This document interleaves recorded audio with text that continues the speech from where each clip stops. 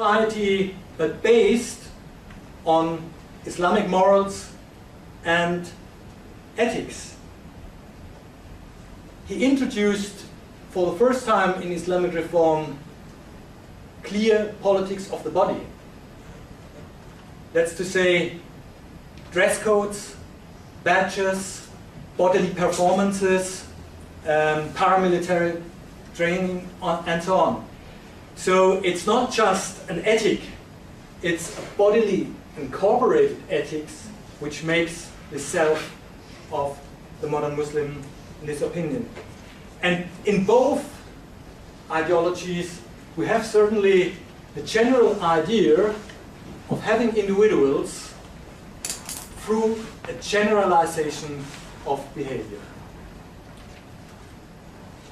Very different from that, first a quote I want to make from our book, and Sylvia, she was working at the Islamic Center Charity Society in Jordan. This is the welfare or the charity arm of the Muslim Brotherhood in Jordan. And Sylvia told us in our field work the following: it means a lot to me that this is an Islamic place. Perhaps in other places I would feel a gap of belief. I'm not sure I would get along with my colleagues.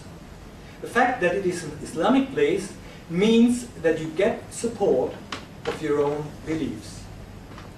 You already have the beliefs, but you want to work in a place that supports these beliefs and makes it easier for you to practice your beliefs. Here, I think you have an approximation to this idea of a peer group oriented self.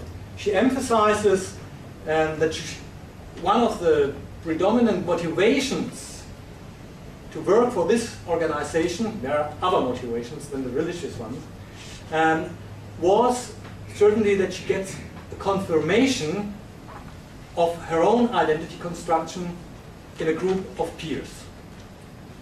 And certainly this organization has also a very distinct kind of body politics with regard wearing hijab, and not a fashionable hijab, but a modest hijab, modest attire, and men are almost, I think everybody is bearded.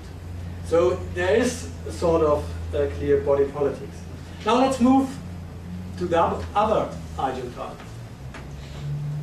Picture on the left-hand side, I thought I used the European Union. Not that these three men, Rompuy, Barroso and Schulz, Rompuy and Barroso, they finish now their period in office, and they are beaming, and they have not much reason to smile in the past years. As heads of the EU, there was not much fun in the job.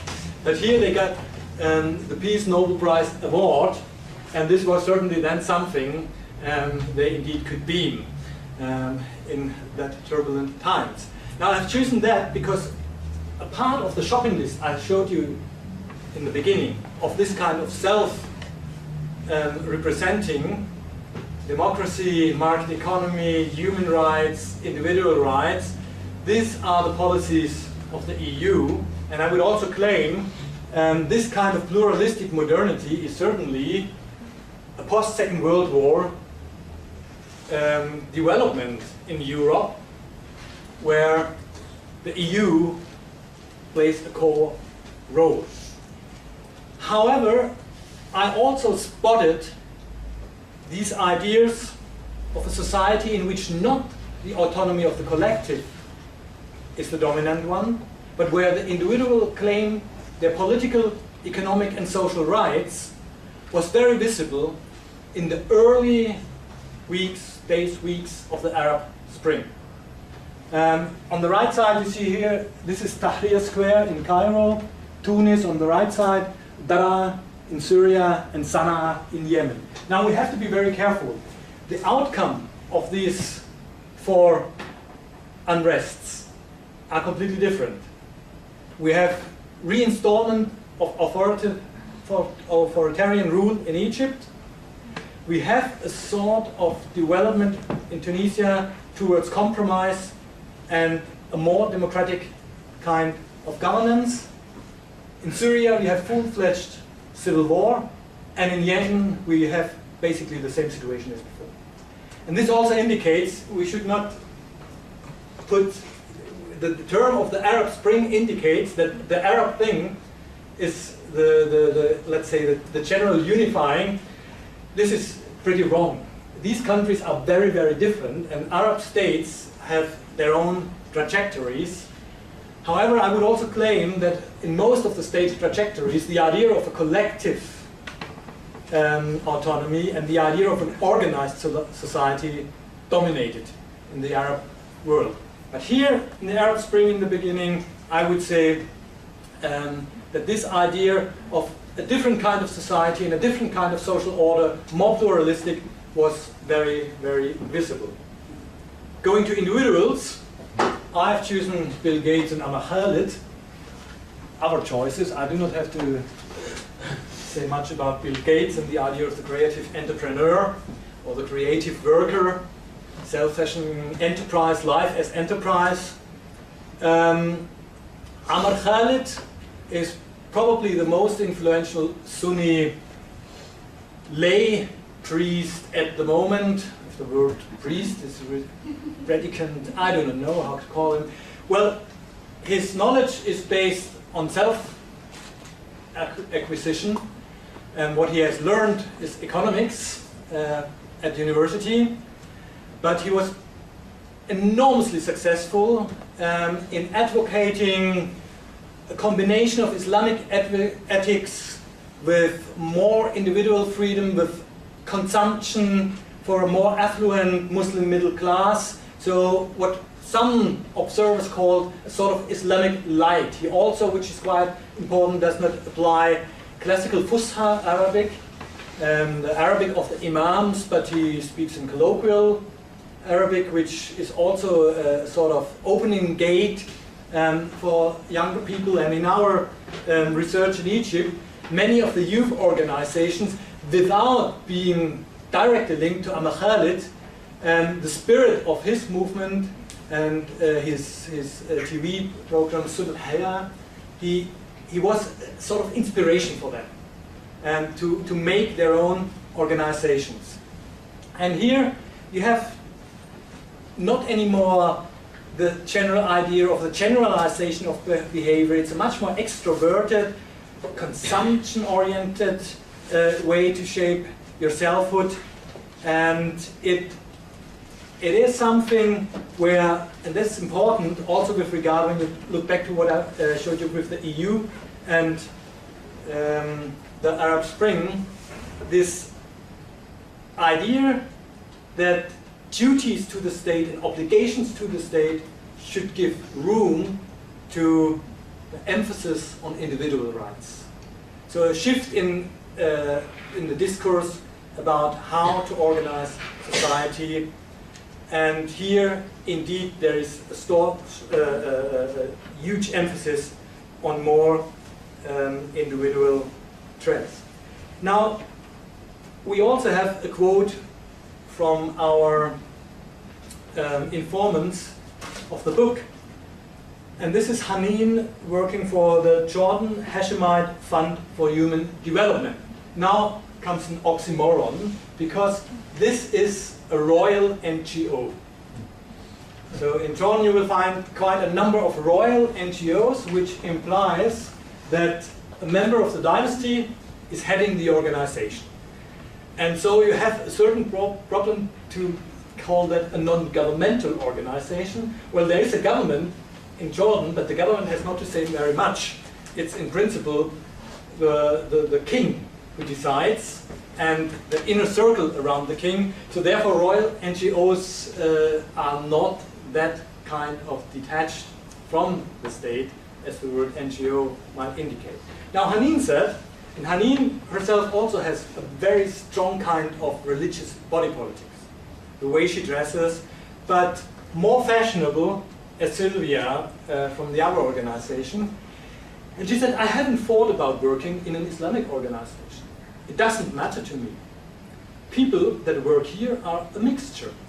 They are Christians, Muslims, Muslims that don't act like Muslims, all kinds of people. I think that diversity is what makes this place really great. And she also explained that in the end, the Islamic traditions tell her that pluralism and diversity is the right thing.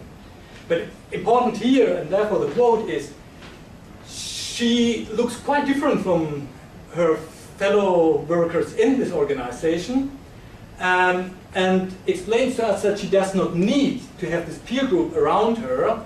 What she needs is professionalism, a good piece of work to do, and to live a good life as a Muslima within this organization without necessarily having a religious organization in which she works. Now, coming towards the end, I would like to give you a look at 3 different kinds of Islamic states. Islamic states in the sense that the political representatives of these states have advocated their model as the way to organize politically Muslim societies. The first one of such an Islamic modernity is the Islamic Republic of Iran. This picture is taken in the house of Ayatollah Khomeini, which is a sort of national shrine in Tehran. And now when you think about the Islamic Republic, you already have this kind of merger of idea of republicanism with Islamic traditions. So there is already a sort of global imaginary to organize society according to republican principles, but it's strongly knitted into a religious narrative. However, not Islam as such. It's very Shiite. Already this picture shows you it's related to Ashura, and the whole idea of the Vilayat al-Faqih, that the religious learned should rule in society, is certainly linked to the Shiite idea of the chain of imams. And who is leading the community as long as the imam is not there. And therefore also this specific kind of ruling and organizing society has not been exported from Iran to other places. The only organization which openly endorses it as well is Hezbollah in Lebanon. But Hezbollah also says we cannot implement that in Lebanon because we are too many other guys here around, although in different kind of imaginaries. But here you have probably the most classical idea of the Islamic State, the Islamic Republic of Iran. Very different from the Islamic Republic of Iran is Malaysia, but also Mahathir Mohamad, previous Prime Minister, was calling Malaysia an Islamic state and the real Islamic state.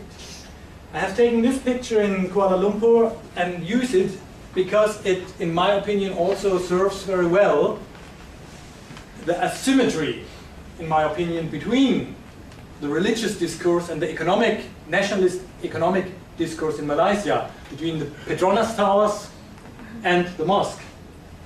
And Mahathir built up a sort, I would still say, he's more on the peer group, organized society field, strong nationalist, Bumiputra politics, in which Islam serves as the major indicator who belongs to the nation, as there are Chinese and substantial Chinese and Indian minorities in the country. The Chinese are even the ones in business. But what is interesting is how the halal consumption industries have been built up as a nationalist ideological project, which is basically indicating eat halal and be a good Malay. And here you have a very strong relationship between some Islamic traditions and a state-controlled kind of capitalism, which increasingly becomes more liberal, but was a protective kind of capitalist